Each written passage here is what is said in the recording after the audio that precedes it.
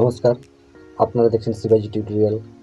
তো আজ আমি আপনাদের দেখাবো কিভাবে কাস্ট সার্টিফিকেটের অ্যাপ্লিকেশন স্ট্যাটাস চেক করবেন নিজের মোবাইল থেকে। তো আপনারা অনেকেই কাস্ট সার্টিফিকেটের জন্য অ্যাপ্লিকেশন ফর্ম জমা করেছিলেন দুয়ারে সরকার ক্যাম্পে অথবা বিডিও অফিসে। তো সেই অ্যাপ্লিকেশন ফর্মটির বর্তমান স্ট্যাটাস কী আছে বা আপনার কাস্ট সার্টিফিকেট হয়েছে কি না, এই সমস্ত কিছু তথ্য চেক করবেন কীভাবে। তো এর জন্য আপনার কোনো তথ্য কেন্দ্রে যেতে হবে না, আপনি বাড়িতে বসেই আপনার নিজের অ্যান্ড্রয়েড মোবাইল থেকে এটি চেক করতে পারবেন।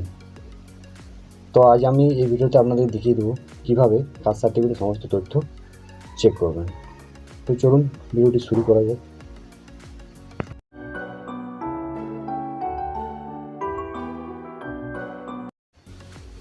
তো প্রথমে আপনি আপনার মোবাইল থেকে ক্রোম ব্রাউজারটি ওপেন করে নেবেন এবং এখানে সার্চ বারে গিয়ে লিখবেন কাস্ট সার্টিফিকেট www.gov.in।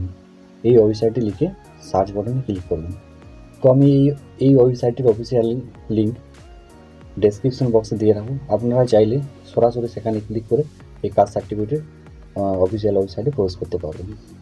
তো আমি দেখুন এখানে সার্চ করেছি কাস্ট সার্টিফিকেট www.gov.in, এই ওয়েবসাইটে লিখে আমি সার্চ করেছি। এবং কাস্ট সার্টিফিকেটের অফিসিয়াল ওয়েবসাইটটি খুলে গেছে। তো আপনারা চাইলে এখান থেকে কাস্ট সার্টিফিকেটের সমস্ত কিছু তথ্য চেক করতে পারবেন। তো কেবল আজ আমি আপনাদের দেখিয়ে দেবো যে কীভাবে caste certificate application status check করবেন।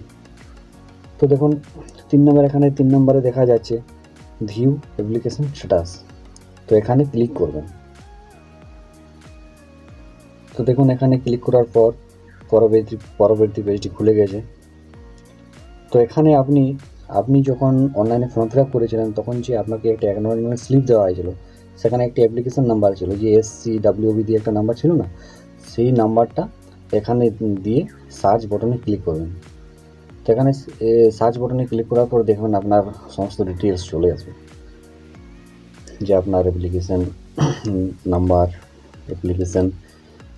অ্যাপ্লিকেশন নাম, ফাদার্স নেম, দেখুন সমস্ত কিছু তথ্য চলে এসেছে এখানে, যে অ্যাপ্লিকেশন নাম্বার, আপনার নাম, ফাদার্স নেম, SC/ST অপশন আছে এটা, এবং স্ট্যাটাস এখানে দেখা যাচ্ছে যে application submitted, hard copy not receive.